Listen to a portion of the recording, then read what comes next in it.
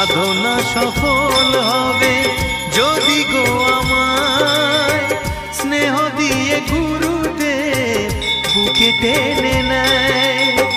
গুরুকে জানাই আমি শ্রদ্ধা প্রণাম, তাই তো গুরুর মান রাখতে এলাম। গানই আমার পূজা, গানে পরিচয়, তাই তো জীবন মোর শুধু গীতিময়। শোনাতে এলাম গান এই আসরে, ভরিয়ে